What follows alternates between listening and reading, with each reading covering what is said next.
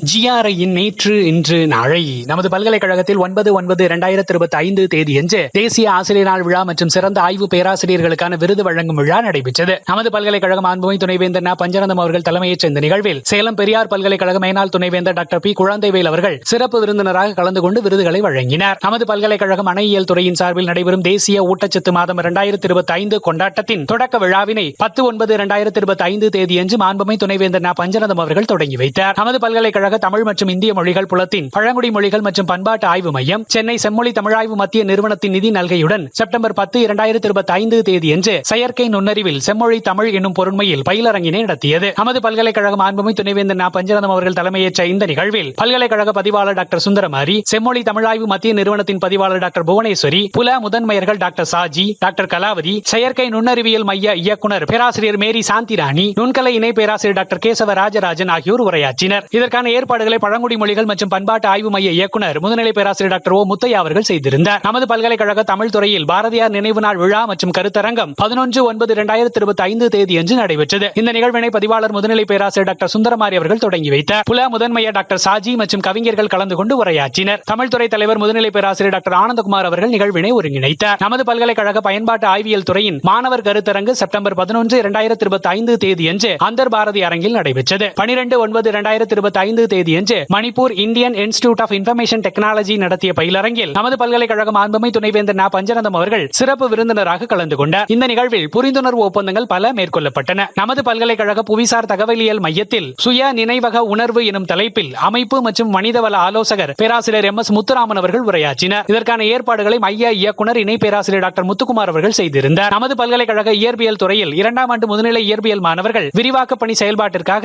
காந்திகிராம கஸ்தூரிபா மருத்துவமனையில் உள்ள செயற்கை கால் பொருத்து மையத்தை பார்வையிட்டனர். இயற்பியல் துறை தலைவர் முதுநிலை பேராசிரியர் டாக்டர் ஹரிபொன்னமார் அவர்கள் மாணவர்களை வழிநடத்தினார். நமது பல்கலைக்கழக வாழ்நாள் கற்றல் மற்றும் விரிவாக்க துறையின் சார்பில் எழுத்தறிவு நாளை முன்னிட்டு பள்ளி மாணவர்களுக்கு எழுத்து பயிற்சிக்கான புத்தகங்கள் வழங்கப்பட்டன. இந்த நிகழ்வை கௌரவ விரிவுரையாளர்கள் டாக்டர் ஞான சரண்யா, டாக்டர் ரமேஷ் இருவரும் ஒருங்கிணைத்தனர். மத்திய பண்பாட்டு அமைச்சகத்தின் ஞான பாரத மிஷன் புதுடில்லியில் 3 நாட்கள் நடத்திய பன்னாட்டு மாநாட்டில் தமிழ்துறை முதுநிலை பேராசிரியர் டாக்டர் ஓ. முத்தையா அவர்கள் கலந்து கொண்டு உரையாற்றினார். செய்தி ஒருங்கிணைப்பு முதுநிலை பேராசிரியர் ஓ. முத்தையா, இயக்குனர் பல்கலைக்கழக கருத்துரு மையம். செய்தி வாசிப்பாளர் மா. சதீஷ்குமார், இயற்பியல் துறை. ஒலிக்கலவை வெங்கடேஷ், வாழ்நாள் கல்வித்துறை. உங்கள் துறை செயல்பாடுகளும் இதில் இடம்பெற வேண்டுமா? நமது centre for public image building CPIB வாட்ஸ்அப்பில் நிகழ்வுகளை பதிவேற்றம் செய்யவும். நன்றி.